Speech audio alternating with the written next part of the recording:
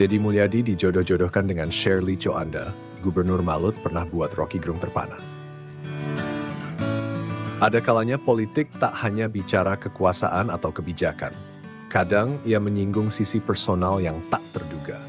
Dan itulah yang terjadi ketika dua sosok publik dengan pesona dan karisma yang kuat, Deddy Mulyadi dan Shirley Coanda, bertemu. Pertemuan biasa yang seharusnya netral sebagai bagian dari agenda kerja justru menciptakan gemuruh spekulasi publik. Netizen dengan kecepatan dan kreativitas tak tertandingi langsung menjodoh-jodohkan keduanya. Media sosial pun ramai dengan komentar penuh harap dan candaan, semoga berjodoh dengan KDM, mana like-nya. Seolah dunia maya menjadi arena matchmaking dadakan. Tentu, Deddy Mulyadi menjawab dengan tenang. Terserah warganet saja.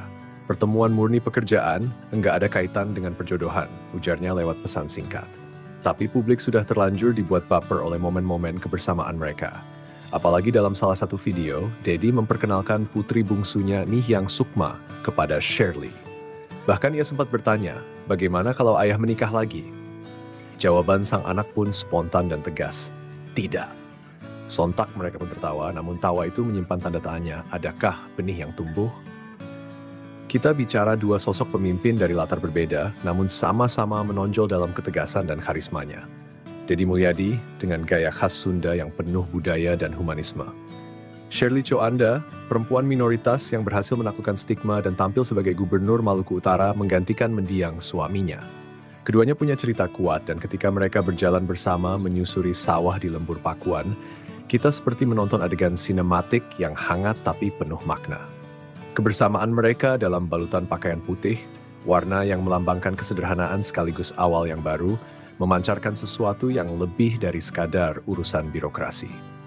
Ketika Deddy menyapa warga dan memperkenalkan Shirley kepada publik Jawa Barat, ada kehangatan yang tidak dibuat-buat. Shirley pun membalas dengan kalimat tulus, memuji keasrian desa dan keramahan sang tuan rumah. Percakapan ringan tentang cuaca pun terasa manis. Mataharinya menyengat nggak? Tanya Deddy. Enggak, jawab Shirley sebelum membandingkan panasnya Maluku Utara dengan Jawa Barat. Dan Deddy dengan spontan melempar candaan, Malut tuh panas tapi bisa menghasilkan gubernur yang putih sih, kintlong. Sebuah kalimat santai tapi penuh rayuan halus yang membuat Shirley tersipu malu. Namun jauh sebelum viral karena momen romantis ini, Shirley Coanda telah mencuri perhatian publik nasional, terutama saat tampil sebagai narasumber dalam podcast Tumbuh Institute bersama Rocky Gerung. Di sanalah publik melihat sisi lain dari Shirley. Bukan sekadar istri dari seorang kepala daerah, tapi seorang perempuan yang mengambil keputusan besar dalam waktu singkat. Menjadi gubernur menggantikan suaminya, Benny Laos, yang wafat akibat kecelakaan speedboat. Dalam podcast itu, Rocky Gerung menyampaikan kekagumannya dengan gaya khasnya yang penuh retorika. Ia menyebut Shirley sebagai bagian dari sejarah baru, seorang perempuan minoritas yang dengan berani mengambil alih tongkat estafet kepemimpinan di tengah duka dan tekanan politik. Bahkan Rocky yang dikenal kritis dan sulit terpukau, mengatakan kalau ia menulis biografi, namanya cukup satu, Shirley.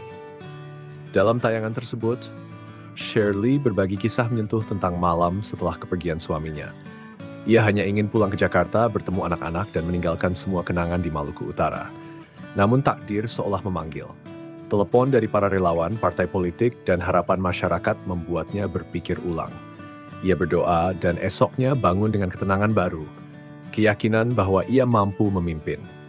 Bukan demi kekuasaan, tapi demi melanjutkan cita-cita sang suami dan menjawab amanah masyarakat. Sosok Shirley bukan hanya menarik dari sisi emosional, tapi juga politis.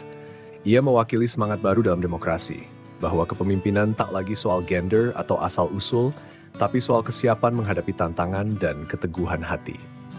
Wajar jika publik kini melihatnya sebagai tokoh potensial di masa depan, mungkin bahkan dalam konteks nasional. Kembali pada pertemuan dengan Deddy, bisa jadi ini hanyalah kebetulan, namun publik menyukai cerita. Mereka gemar menenun harapan dari kebersamaan dua sosok yang karismatik. Kita pun akhirnya bertanya-tanya, apakah ini sekadar pertemuan antar gubernur atau awal dari sesuatu yang lebih panjang? Apapun jawabannya, kisah ini menunjukkan satu hal, bahwa politik Indonesia tak pernah kehabisan cerita menarik. Terkadang satu pertemuan bisa membuka ruang imajinasi, menyentuh sisi emosional rakyat, dan memperlihatkan sisi manusiawi para pemimpinnya. Dan siapa tahu mungkin di antara candaan netizen dan tawa malu-malu itu, Tuhan sedang menyusun takdir yang belum kita tahu akhirnya.